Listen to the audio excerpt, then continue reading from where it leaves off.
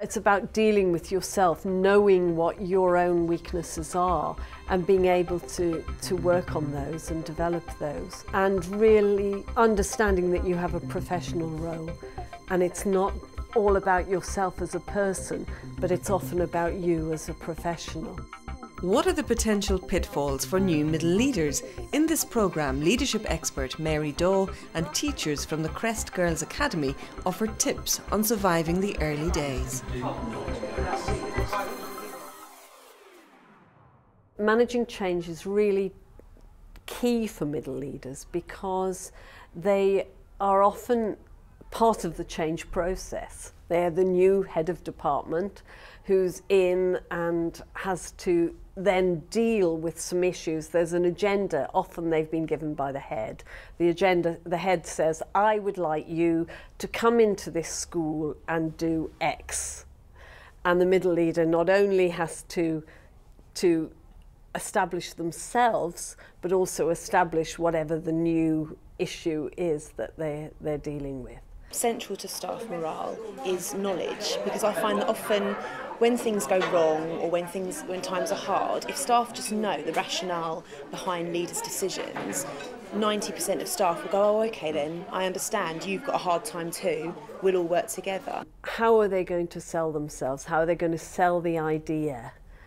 How are they going to get their stakeholders? Who's going to be involved with them? Who's going to help them in that route, in that change? It's virtually impossible to get everybody together to actually discuss what we're doing, where we're going, to provide information. So essentially what I do is every week or every couple of weeks I send out an email to everybody that's involved, coded with their staff codes, so they can only have to read the certain sections that are relevant to them, so that I can give that information to them on an ongoing basis, keep them up to date, keep them involved. Communicating and sharing what your values are and really what your moral purpose is, and seeing if there is some sharing among the group. And from that, building up a vision of what you really want for the team you're working with. Be patient about getting those things done. Don't expect your ideas to happen straight away. Don't expect everybody to jump on board with what you want to do. Take your time, see the bigger picture. I do think it's always worth using a very simple way of working. I would always say to a member of staff, what do you think went well in that lesson? And get them to talk about the things they thought went well and discuss those with them. And then, what would be even better if? So what you're doing there, you're depersonalizing it. It's not them, it's their pedagogy. It's not what's wrong with them as a person, it's what they're doing, what their pedagogy is. With the new Ofsted rules, a lot of people are finding it quite shocking and quite difficult to be told, well, you were once a good or outstanding teacher, you might now only be satisfactory. And I think the one thing I would say there is leave your ego at the door. It's not about that, it's not about you, it's about playing the game, it's about working with the strictures that you've got that are now in place. Concentrate on some key areas, some key messages, and there may be one or two key messages that you have to give, that you give them in that conversation, in that professional conversation you've set up, and then discuss. And if you do that way, you are more likely not to get resentment. Having a culture of constructive criticism can remove the ego from the equation. If everybody's constantly saying, well, this was good, maybe that needs work, that can be very beneficial for everybody, and nobody feels at any time that they're being criticised negatively. It's all about supporting each other and working better. The person who says yes, yes, and means no is quite a difficult one to deal with. And I think they have to be, once they know that's what that person does, then it's about actually setting up much smaller targets. It's about checking, constantly checking, are you getting on with it? So that somebody like that will need closer monitoring.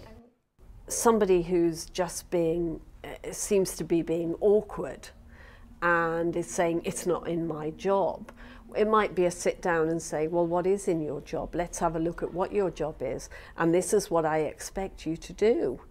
And if you don't like it, then, you know, go to the head. Too often we don't really consider the well-being of our leaders, and I do think it's important, because if they don't look after themselves, they burn out. This can be a very self-punishing profession.